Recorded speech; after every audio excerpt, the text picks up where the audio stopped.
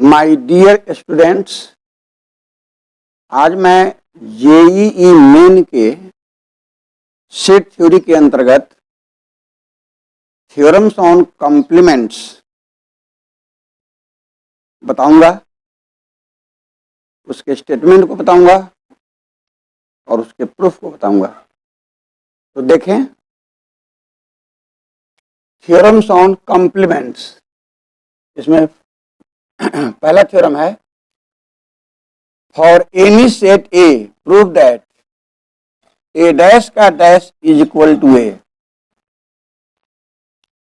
मतलब complement of A dash is equal to A. जब हम ए के कॉम्प्लीमेंट का कॉम्प्लीमेंट लेंगे तो ए होगा। इसमें हम आपको यहाँ पर की पॉइंट्स लिख दिए हैं मेमोरी में रखने के लिए। ये 4 की पॉइंट्स दिमाग में रखेंगे, इसी के सहारे कॉम्प्लीमेंट्स के थ्योरम्स का प्रूफ आप दे सकेंगे। पहला लिखा है, complement of A that is A dash is equal to you minus A where U is universal set. पढ़ा चुके हैं, कॉम्प्लीमेंट के डिफिनेशन में ही इसको पढ़ाया है। यदि आप नहीं पढ़े हैं तो कॉम्प्लीमेंट के डिफिनेशन वाला जो मेरा प्रीवियस लेक्चर है उसको आप देख लेंगे। Second, a minus A is equal to 5, इसका भी प्रूफ मैं पहले दे चुका हूं, आप प्रीवियस लेक्चर देखें। फिर कॉम्प्लीमेंट में ही इसको बताया था, x belongs to a dash if and only if x does not belong to a। यदि x a डैश का एलिमेंट है तो ये बताएगा कि x a का नहीं है, और उल्टा पढ़िए, यदि x a का एलिमेंट नहीं है तो बताएगा कि x a डैश का एलिमेंट है। चौथा कहता है कि x does not belong to a dash if and only if x belongs to a। यदि x a डैश में नहीं है तो बताएगा कि x a में है, और उल्टा यदि x a में है तो बताएगा कि x a डैश में नहीं है। So these are 4 main key points to prove the theorems on complements. Now we come on this theorem. To prove this, let x be an arbitrary element of a dash का dash। तो लिखा जाए, let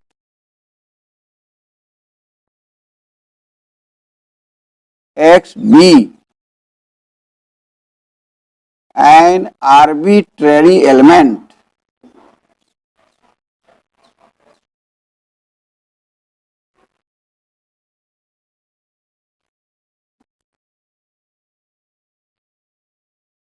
of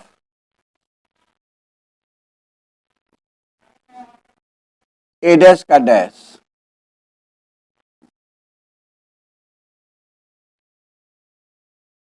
Then x belongs to a dash का dash implies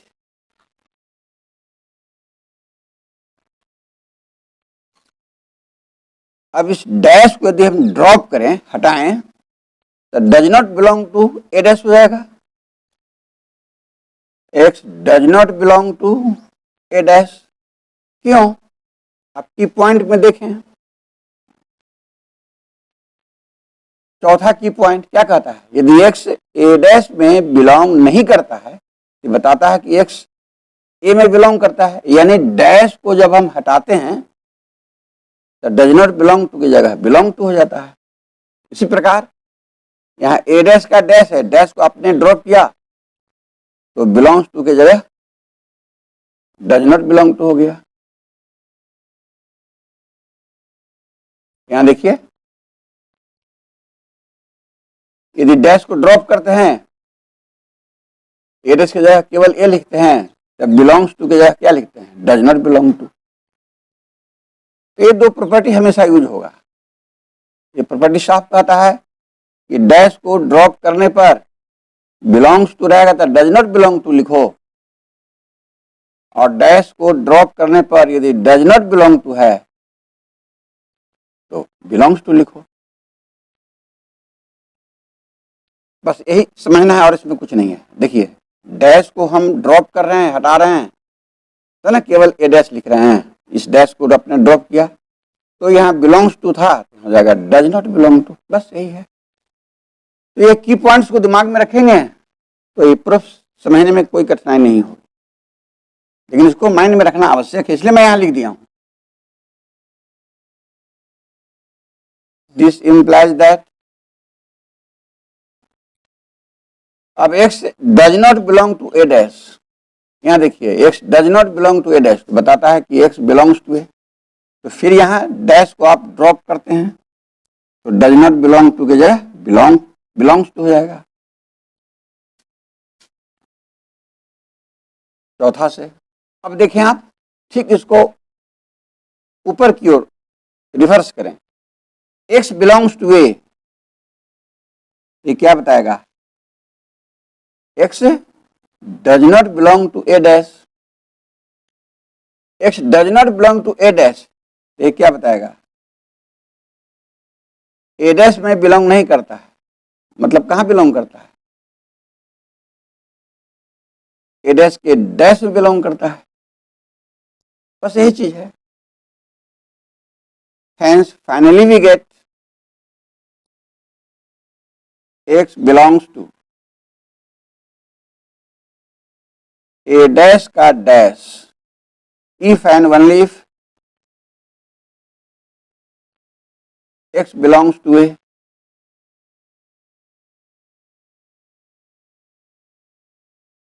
for every x। इसका मतलब हुआ यदि x इसमें बिलोंग करता है तो बताता है कि x इसमें बिलोंग करता है, और जब x इसमें बिलोंग करता है तो बताता है कि वह x इसमें बिलोंग करता है, यानी इसका हर एक एलिमेंट इसमें है और इसका हर एक एलिमेंट इसमें है। इसलिए by definition of equality of two sets यह सेट और यह सेट इक्वल हो गया। So by definition of equality of two sets,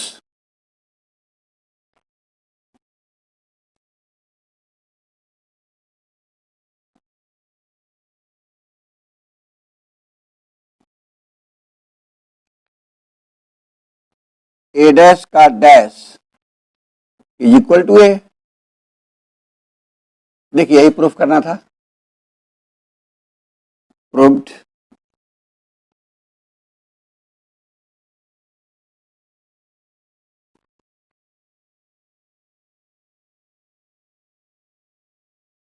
तो आपको समझ में आ गया होगा, क्लियर।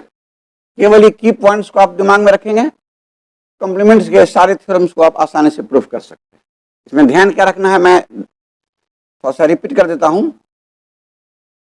यहां डैश है, डैश को आपने हटाया तो बिलोंग्स टू की जगह हो गया डज नॉट बिलोंग। फिर देखिए यहां डैश को आपने हटाया तो फिर डज नॉट बिलोंग टू की जगह बिलोंग्स टू हो गया, बस यही कंसेप्ट है। फिर एरो को रिवर्स कर दिया, ऊपर की ओर चले गए, फिर तो सब क्लियर है। हाँ तो देखें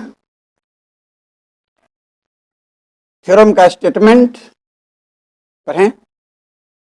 prove that u dash is equal to 5 और omega dash is equal to 5 where u और omega denotes the universal set.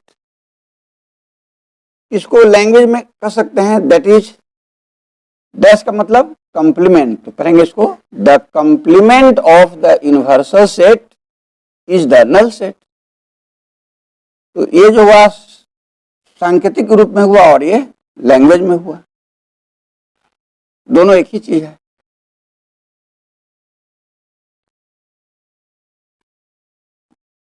तो पहले लिखें टू प्रूव, सिद्ध करना।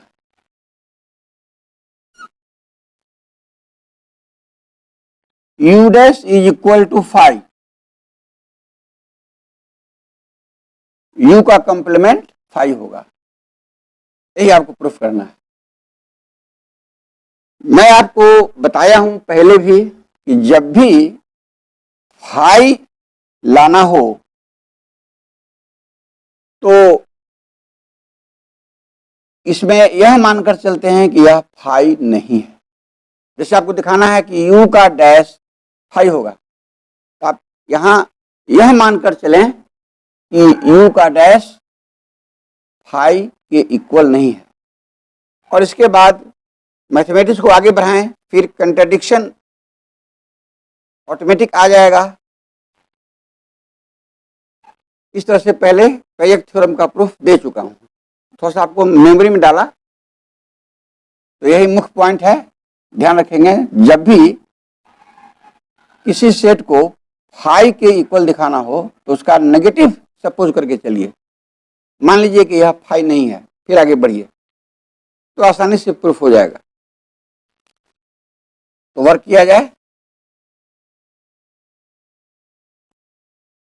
If possible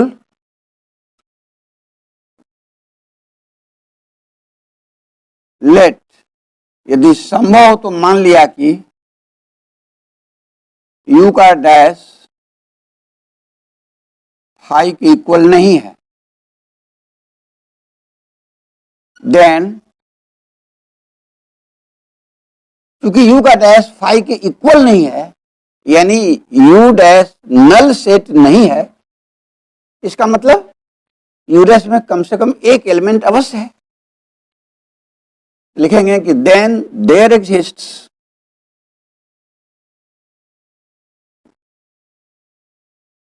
at least one element, say x, belongs to u dash.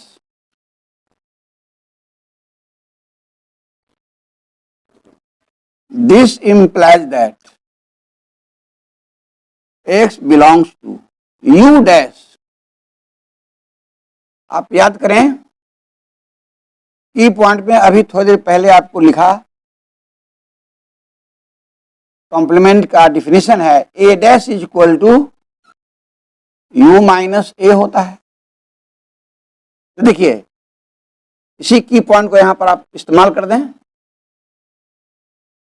कि हर एक set ए के लिए सही है, तो ए की जगह यहां यू है, इसलिए यू डैश का मतलब क्या हुआ, u minus you. A dash का मतलब u माइनस ए, तो ए के जगह यहां u है, तो u डैश का मतलब u माइनस यू। तो यहां हमने क्यों लिखा, तो यही कारण है। तो यहां आप लिख सकते हैं समझने के लिए, since we know A dash is equal to u minus A होता है।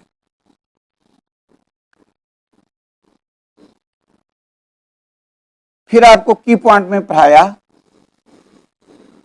कि a minus A is equal to 5, पहले बता चुके हैं। तो वैसे ही a की जगह u है, तो u माइनस यू बराबर 5 होगा। देखिए स्टेप बाय स्टेप, तो u minus U is equal to 5 लिखेंगे। क्यों, इसको लिख दें कॉज में, since we know a minus ए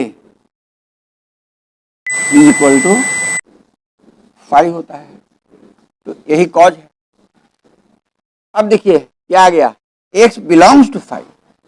आप जानते हैं कि 5 नल सेट है, इसमें एक भी एलिमेंट नहीं होता, और यहाँ 5 में एक एलिमेंट x आ गया जो 5 की परिभाषा के विरुद्ध है।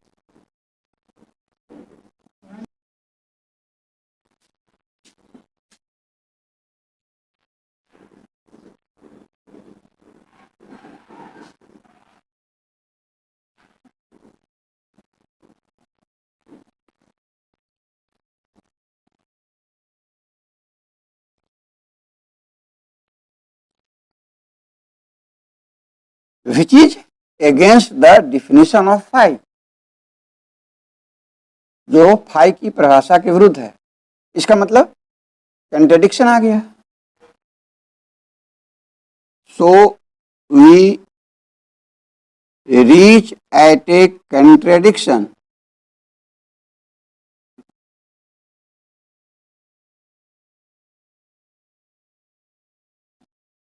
Contradiction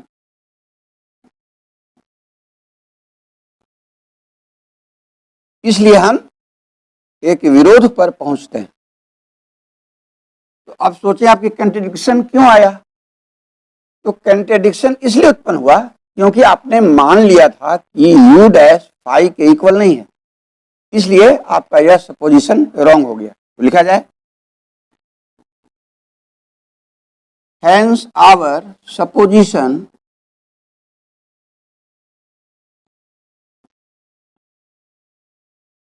that u dash not equal to phi is wrong।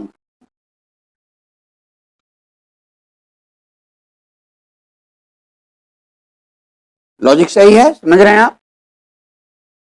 तो u डैश फाई के इक्वल नहीं है यह मानना गलत है, तो सही क्या है? u डैश फाई के इक्वल है। सो वी मस्ट हैव, इसलिए हम अवश्य पाते हैं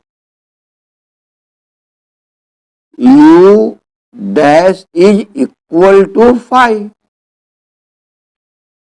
और यही प्रूफ करना था। देखिए आ गया, तो लिख दीजिए प्रूव्ड।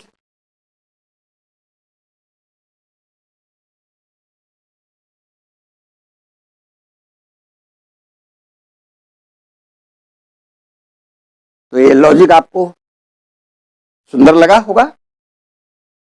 तो यही आप क्लियर करेंगे कि जब भी किसी सेट को फाई के इक्वल दिखाना है तो माइंड में ही रखेंगे, यदि संभव तो मान लेंगे कि वह फाई के इक्वल नहीं है। उसके बाद मैथमेटिक्स को आगे बढ़ाएंगे तो कंट्रडिक्शन उत्पन्न होगा। कंट्रडिक्शन आने का मतलब हो जाएगा कि वो सपोजिशन रॉन्ग है, तो फिर रिजल्ट आपका आ जाएगा। This is the process to prove such type of question. अब इस थ्योरम को देखें, ये कहता है prove that phi dash is equal to u और phi dash is equal to omega, where u और omega denotes the universal set. इसको लैंग्वेज में लिखेंगे, that is the complement of the null set is the universal set. Proof.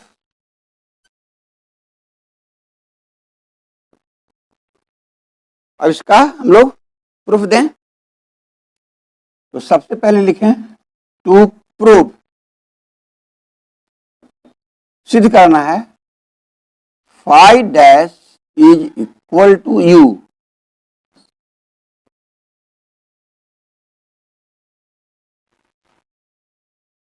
Late x be an arbitrary element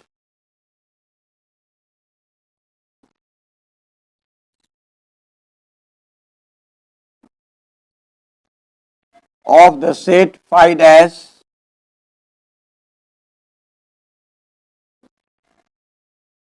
then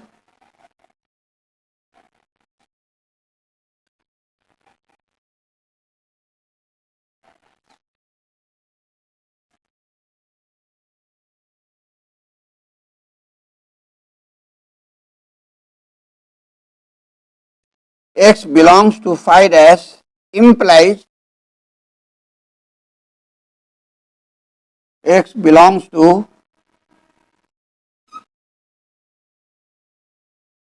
u minus phi। क्यों?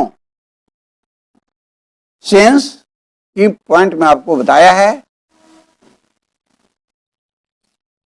a dash is equal to u minus a होता है। तो वही ए की जगह यहाँ phi है, तो फाई डैश की जगह क्या होगा, u माइनस फाई होगा। दिस इंप्लाइज, अब a माइनस बी का डिफिनेशन पढ़े हैं, डिफरेंस ऑफ टू सेट्स, उसको अप्लाई करें। ये इंप्लाई करेगा कि x belongs to u and x does not belong to phi.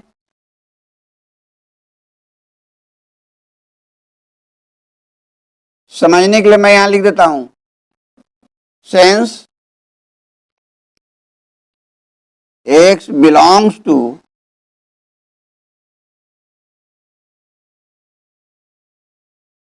a minus B implies x belongs to a and x does not belong to b होता है। Difference का ही definition है, पढ़ चुके हैं। a माइनस बी में है, इसका मतलब a में है लेकिन b में नहीं है, इसी वजह से लिखा गया। x u माइनस फाइव में है, इसका मतलब x u में है लेकिन x फाइव में नहीं है। एकदम क्लियर हो गया। दिस इंप्लाइज, आपको बता चुके हैं कि जब भी बीच में एंड हो, कंजंक्शन, तो दोनों स्टेटमेंट अलग अलग ट्रू होता है। तो यह भी ट्रू है, यह भी ट्रू है। अब किसी एक को हम पकड़ सकते हैं, किसी एक को छोड़ सकते हैं। तो आप अपनी स्थिति देखें, आपको यहां यू लाना है, इसलिए इसी को पकड़ेंगे, इसको छोड़ देंगे। सो दिस इंप्लाइज, एक कंसेप्ट है x बिलोंग्स टू यू। अब इसको रिवर्स कर दें ऊपर की ओर, एरो को, क्योंकि इक्वल आपको लाना है। Hence finally we get x belongs to phi dash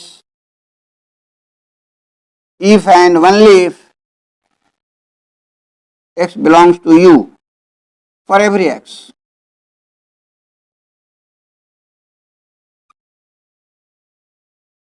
So by definition of equality of two sets,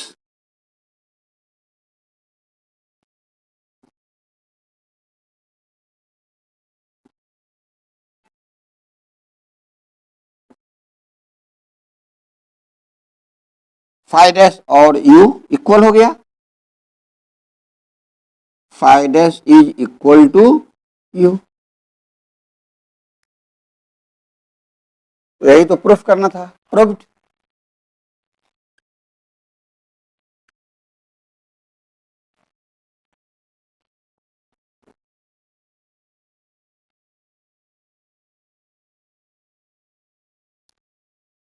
जब भी डबल इंप्लाई आए तो इसका अर्थ बताए ना कि यह बताता है इसको और यह बताता है इसको। तो फाइडेस का हर एक एलिमेंट यू में है और यू का हर एक एलिमेंट फाइडेस में है, मतलब दोनों सेट इक्वल है, इसलिए लिखते हैं by definition of equality of two sets. Clear?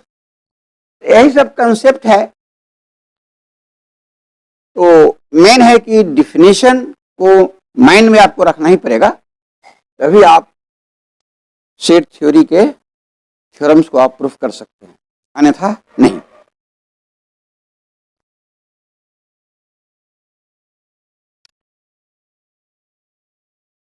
To prove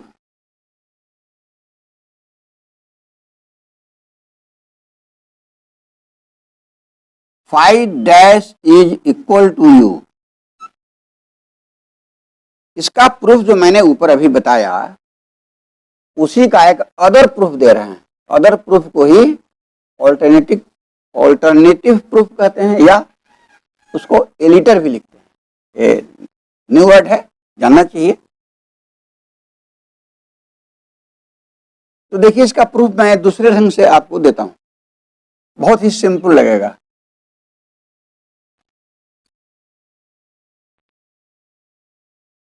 proof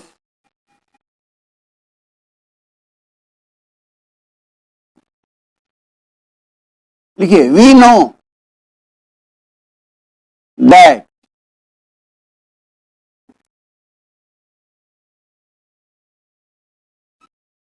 u dash is equal to 5। इस थ्योरम के ठीक पहले एक थ्योरम का प्रूफ मैं पढ़ाया जिसमें आपने देखा कि u dash is equal to 5। इसको आप प्रूफ कर चुके हैं, इसलिए मैंने लिखा है we know that u dash is equal to 5, क्योंकि इसको प्रूफ करने के पहले इसको हम प्रूफ कर चुके हैं, इसलिए लिख सकते हैं टेकिंग कंप्लीमेंट्स ऑन बोथ साइड्स। लिखिए, टेकिंग complements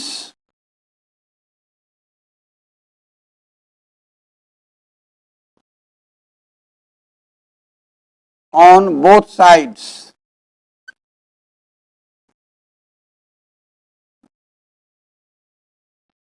दोनों ओर कॉम्प्लीमेंट लेने पर वी गेट हम पाते हैं। चलिए लिया जाए u डैश लेफ्ट साइड में है, अब इसका कॉम्प्लीमेंट लीजिए मतलब डैश लीजिए, तो राइट साइड में आपको 5 है तो इधर भी कॉम्प्लीमेंट यानी डैश लीजिए, दोनों ओर कॉम्प्लीमेंट ले लिया गया। दिस इंप्लाइज दैट, अब आप याद करें डैश पर डैश होता है तो डैश हट जाता है, केवल u हो गया इज इक्वल टू 5 डैश। देखिए मैं लिख देता हूं, थोड़ी देर पहले ऊपर मैं एक थ्योरम पढ़ाया, सबसे पहला थ्योरम याद कीजिए, उसमें क्या पढ़े थे, ए डैश का dash is equal to A, ये पढ़ाया था। जब डैश का डैश हो तो डैश हट जाता है, तो वैसे ही डैश का डैश है तो डैश हट गया। तो यह ट्रू है फॉर एवरी सेट ए, क्योंकि यह किसी भी सेट ए के लिए सत्य है तो यू के लिए भी सत्य होगा, इसलिए यू डैश का डैश तो यू हो गया। कॉज ब्रैकेट में आपको लिख दिया मेमोरी में रखने के लिए, या कभी पढ़ेंगे तो हो सकता है कि दिमाग से हट जाए, इसलिए मैं ब्रैकेट में आपको लिख देता हूं। दिस इंप्लाइज दैट, अब सीधा कर दीजिए, 5 dash is equal to you. देखिए यही प्रूफ करना था, 5 dash is equal to u आ गया, लिख दें प्रूव्ड।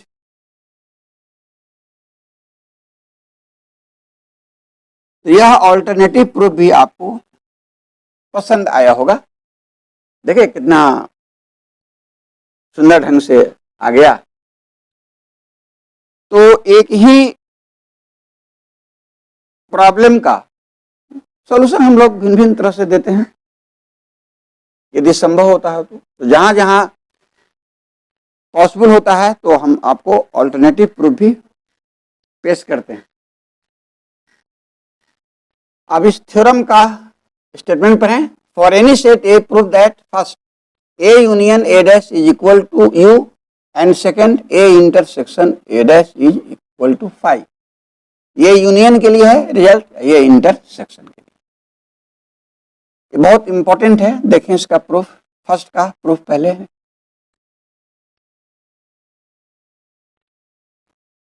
टू प्रूव सिद्ध करना है A union A dash is equal to you.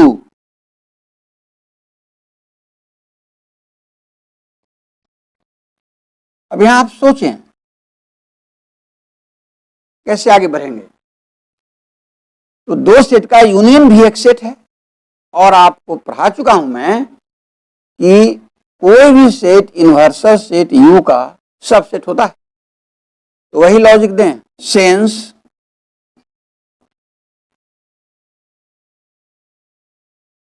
every set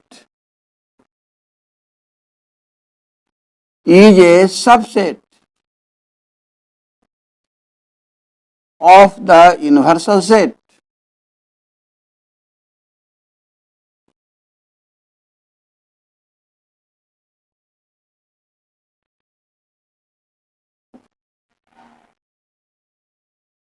क्योंकि प्रत्येक सेट यूनिवर्सल सेट का एक सबसेट होता है, तो यह भी एक सेट है, इसलिए यह भी U का सबसेट होगा। Hence we can write A union A dash is a subset of U. Clear? Equation 1.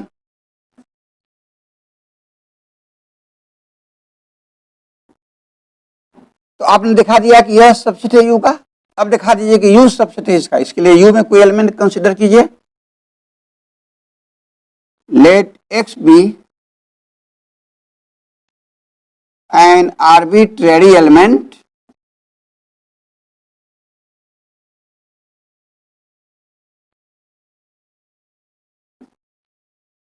of set U, then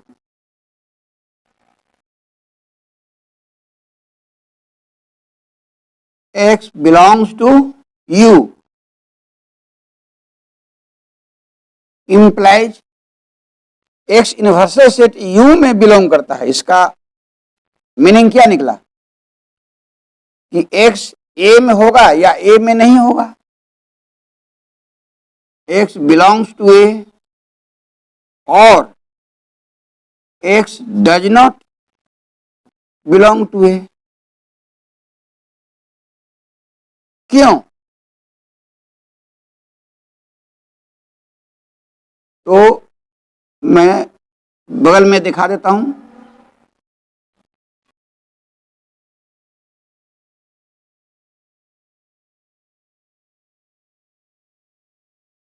ये यूनिवर्सल सेट हो गया।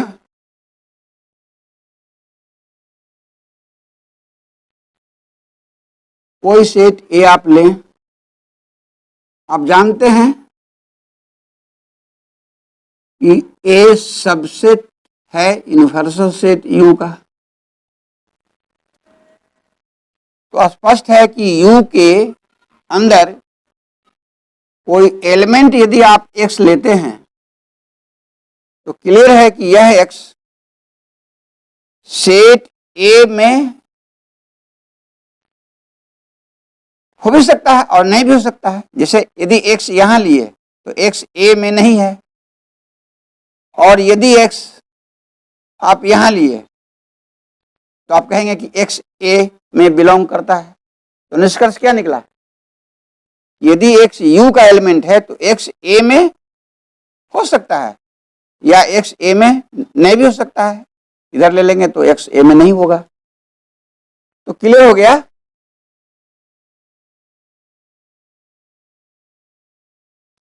क्लियर हो गया ना? यदि एक्स यू का मेंबर है तो वह एक्स ए में हो सकता है। देखिए यहां, और इसको यदि हटा देते हैं तो यह भी संभव है कि एक्स ए में नहीं भी हो सकता है, यानी ए के बाहर है। तो यही आर्गुमेंट यहां आया, यदि एक्स यू का एलिमेंट है तो स्पष्ट बताएगा कि वह एक्स ए में बिलोंग कर सकता है या ए में बिलोंग नहीं भी कर सकता है। तो क्या आपने यहां अच्छे ढंग से समझा? If x belongs to A then either x belongs to A और x does not belong to A, यही कंसेप्ट है। इसलिए बीच में यहां और का प्रयोग किया गया। हर कंसेप्ट को आपको समझना पड़ेगा। एक्स बिलोंग्स टू ए और x does not belong to A का मीनिंग क्या हुआ?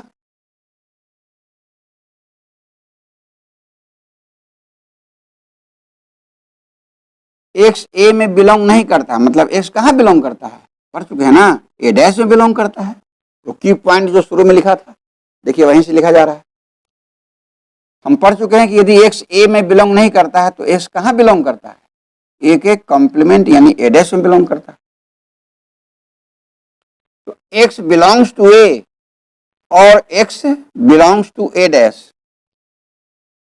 दिस इंप्लाइज, बीच में और आ गया तो और के लिए आप पढ़ें, यूनियन देते हैं ना, हो गया x belongs to A union A dash by definition of union, hence finally we get x belongs to u implies x belongs to a union a dash for every x। तो u का हर एक element इसमें है और इसका हर एक element u में, मतलब u सबसेट हो गया इसका। So by definition of subset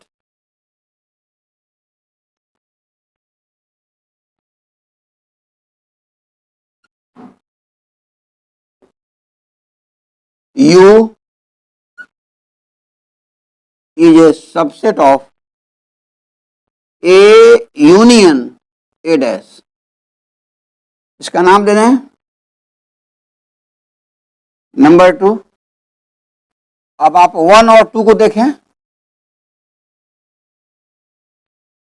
लिखें फ्रॉम 1 and 2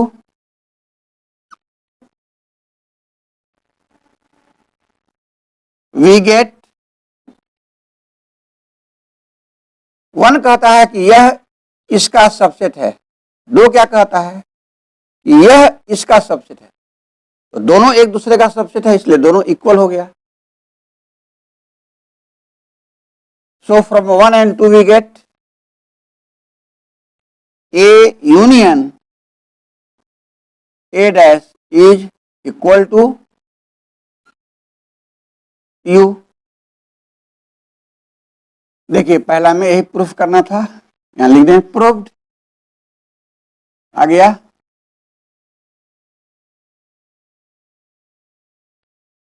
टू प्रूव सिद्ध करना है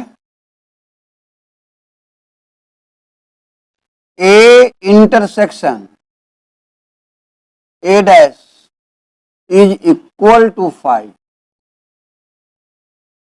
सेकंड पार्ट में ये प्रूफ करना है।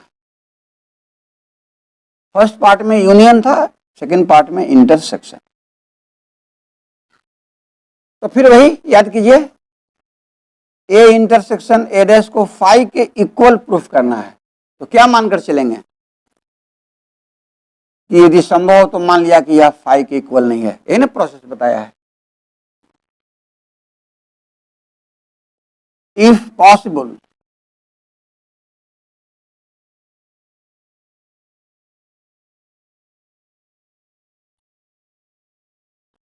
प्रूफ, इफ पॉसिबल लेट, यदि संभव तो मान लिया कि A intersection A dash not equal to 5।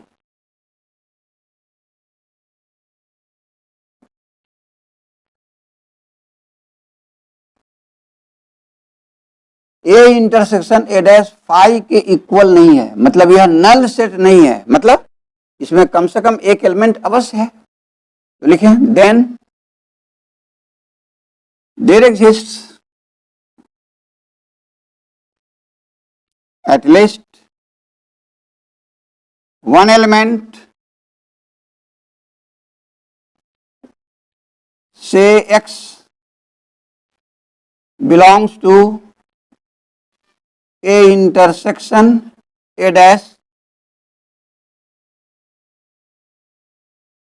implies x belongs to a, intersection के लिए एंड का प्रयोग करें, and x belongs to a dash by definition of intersection, this implies x belongs to a and x belongs to a dash means x does not belong to a। आपको आज की point में लिखा था कि जब डैश को drop करेंगे तो बिलोंग्स टू की जगह लिखना होगा does not belong to. Clear? This implies, अब यहां देखें x a में बिलोंग करता है एंड एक्स ए में बिलोंग नहीं करता है।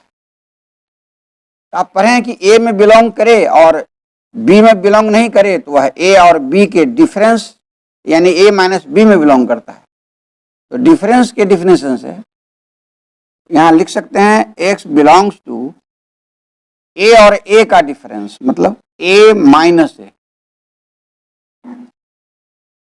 यहां समझने के लिए मैं लिख देता हूं जो मैंने एक्सप्लेन किया। Since we know that X belongs to A and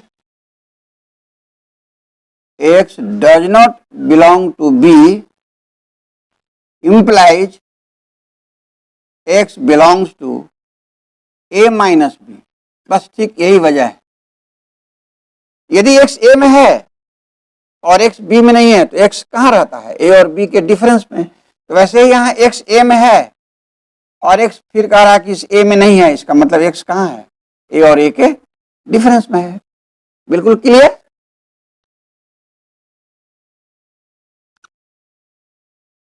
तो आप देखते हैं ना, मैं बिल्कुल क्लियर कर देता हूं। तो x belongs to a minus A. तो आज ही की पॉइंट में मैंने ऊपर लिखा था a minus A is equal to 5। लिख दें cause since we know a minus A is equal to 5, इसलिए लिखा। तो आप महसूस कर रहे होंगे कि एक लाइन आपको सामने आता है तो उसके लिखने के लिए सोचना पड़ता है। तो सही डायरेक्शन में आप सोचेंगे तो प्रोसेस आगे बढ़ता जाएगा। उसके लिए डिफिनेशंस को माइंड में रखिए। डिफिनेशन फिर थ्योरम्स जो प्रूफ करते हैं उसके रिजल्ट्स को माइंड में रखिए, वही सब यूज होता है। अब देखें, एक एलिमेंट x बिलोंग कर गया नल सेट 5 में, लेकिन आप जानते हैं कि नल सेट 5 में एक भी एलिमेंट नहीं होता है। Null set has no any element. तो जब नल सेट 5 में एक भी एलिमेंट नहीं होता, ये नल सेट 5 का डिफिनेशन है, तो फिर एक एलिमेंट x 5 के अंदर आ गया, इसका मतलब यह 5 की परिभाषा के विरुद्ध है। इसलिए यहां लिख दें विच is against the definition of phi।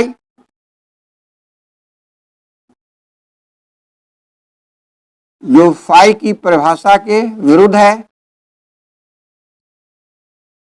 इसका मतलब एक कंट्रडिक्शन यहां एराइज हो गया। So we reach at a contradiction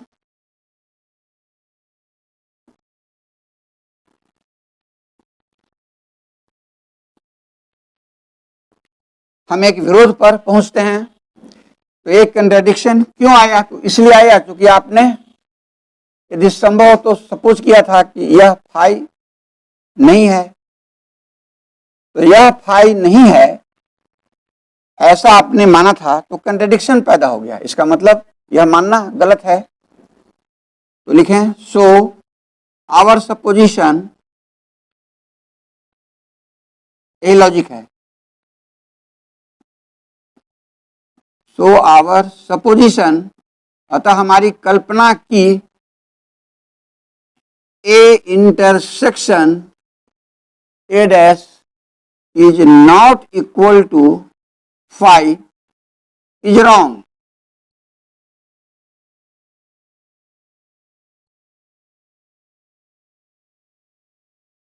तो A intersection A dash is not equal to phi, यह जो सपोजिशन है ये रॉन्ग है। तो सही क्या है? यह अवश्य फाई के इक्वल है।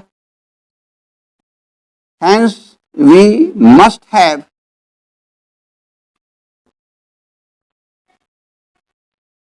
इसलिए हम अवश्य पाते हैं A intersection A dash is equal to phi, और हमें यही प्रूफ करना था A intersection A dash is equal to phi. तो लिख रहे हैं प्रूव्ड।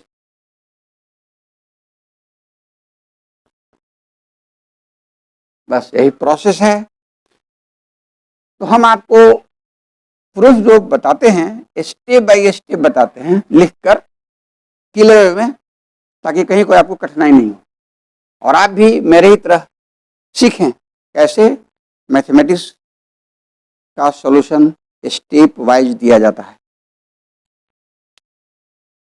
देखिए यह इंपॉर्टेंट थ्योरम है, कहता है for any two sets A and B prove that A is a subset of B if and only if B dash is a subset of A dash.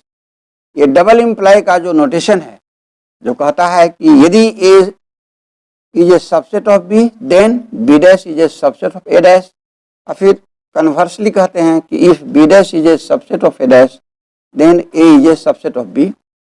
तो डबल इम्प्लाई के जगह ही हम लोग I double F का use करते हैं जिसका अर्थ होता है इफ एंड ओनली इफ, पहले भी आपको बता चुके हैं। इसलिए डबल इम्प्लाई रहे या उसके जगह आई डबल एफ रहे जिसका अर्थ होता है इफ एंड ओनली इफ, यदि और केवल यदि, तो समझें कि दोनों सेम ही चीज है। इसलिए मैंने लिख दिया है इस स्टेटमेंट को और के रूप में कि इसको ऐसे भी पूछा जा सकता है।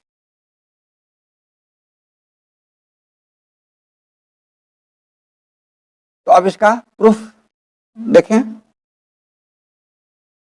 पहले प्रूफ करें इस एरो यानी if part, A is a subset of B implies B dash is a subset of A dash, यही इफ पार्ट है।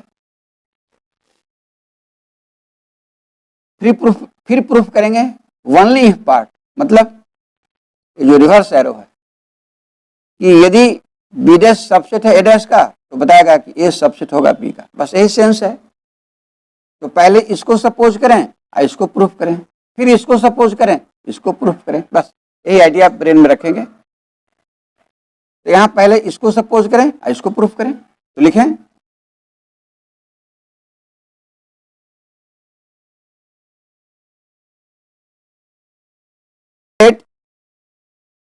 ए is a subset of B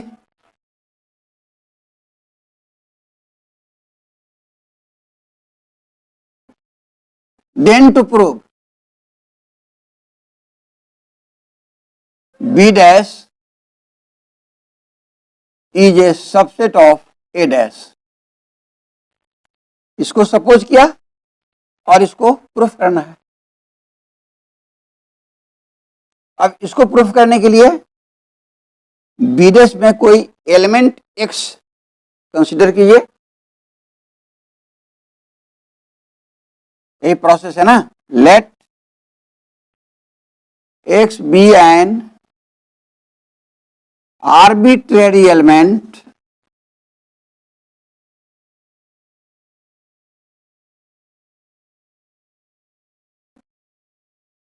of set B dash। मान लिया कि X सेट B dash का कोई एक स्वच्छ अवयव है, then X belongs to B dash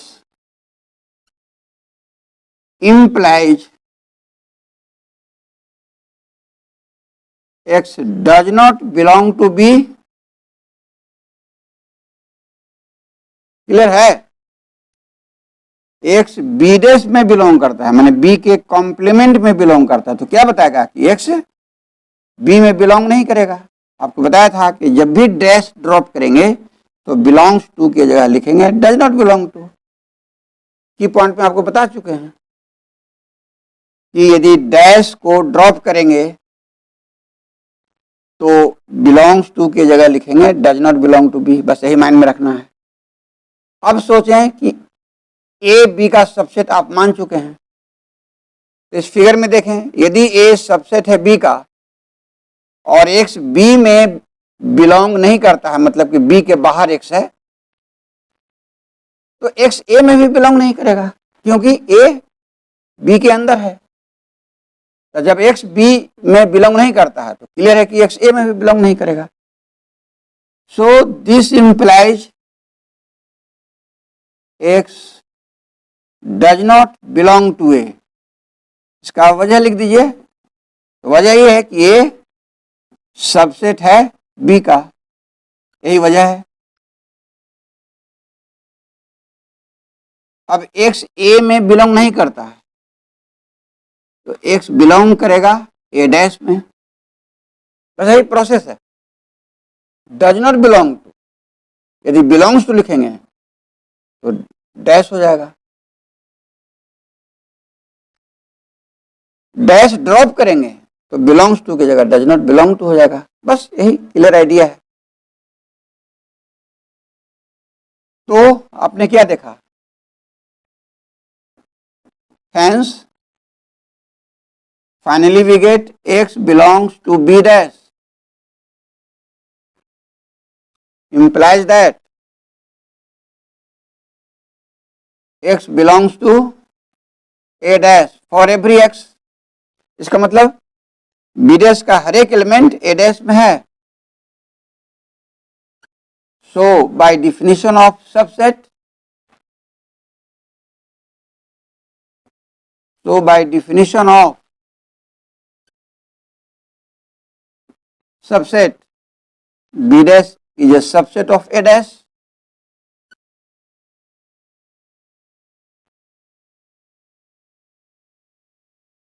आप माने थे कि ए बी का सबसेट है, प्रूफ करना था कि B dash subset A dash का। देखिए आ गया, बी डैश सबसेट है ए डैश का, तो ये प्रूफ हो गया। अब यहां लिख दें 10। इस प्रकार यदि ए बी का सबसेट सपोज करते हैं तो बी डैश ए डैश का सबसेट आता है। इसका मतलब यह इसको इंप्लाई करता है। तो इंप्लाई नोटेशन में लिखें 10 A is a subset of B implies b dash is a subset of a dash। इसका नाम दे दें एक।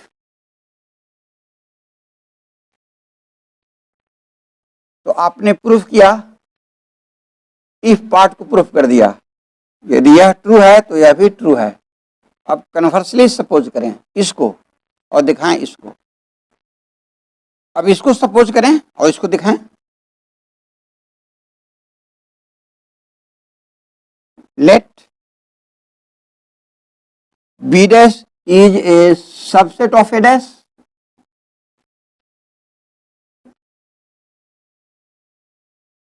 then to prove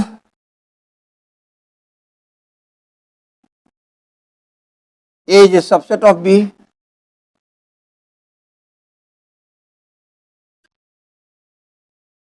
इसको आप मान लिया। अब इसको प्रूफ करेंगे। क्लियर है? अब इसको प्रूफ करने के लिए सेट ए में कोई एलिमेंट y की कल्पना करें। Let y be an arbitrary element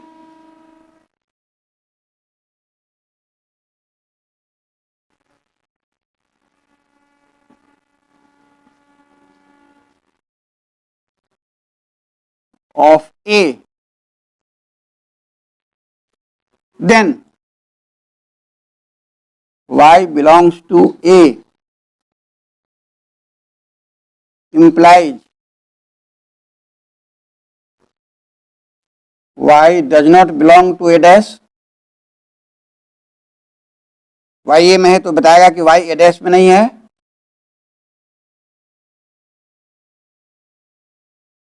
और यहां आप सपोज किए हैं कि बी डैश सबसेट है ए डैश का। फिगर में देखें, बी डैश सबसेट है ए डैश का और y ए डैश में बिलोंग नहीं करता है। देखिए फिगर में y ए डैश में बिलोंग नहीं कर रहा है, ए डैश के बाहर लिए हैं। तो क्लियर है कि y बी डैश में भी बिलोंग नहीं करेगा क्योंकि बी डैश ए डैश का सबसेट है। So y does not belong to A dash implies that y does not belong to b dash।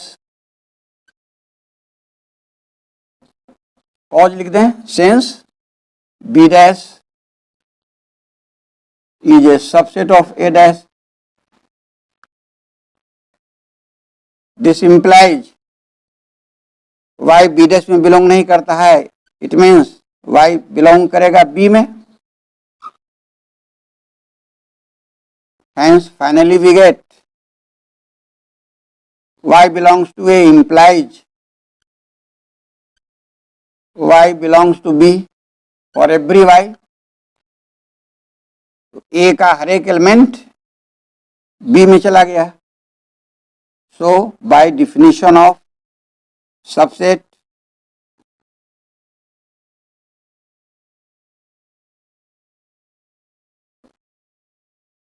A subset हो गया बी का. तो आपने माना था कि बी डैश ए डैश का सबसेट है, तो आपने प्रूफ किया कि ए सबसेट होगा बी का. तो लिखें 10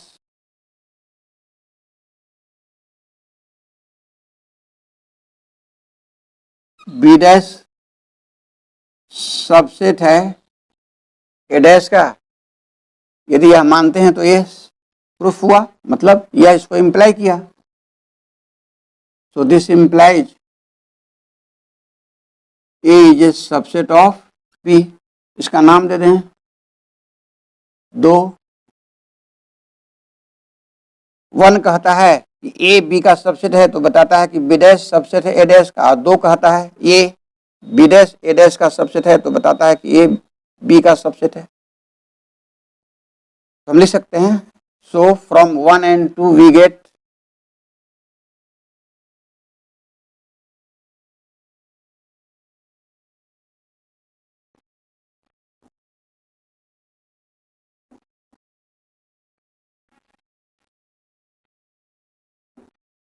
वन कहता है कि A is a subset of B implies B dash is a subset of A dash. और 2 कहता है B dash is a subset of A dash implies, इधर एरो लग गया, implies A is a subset of B.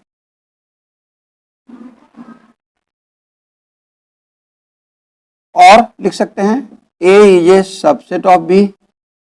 वही double imply की जगह आई double F जो स्टेटमेंट में हमने लिखा था. If and only if B dash is a subset of A dash. तो यही आपको प्रूफ करना था.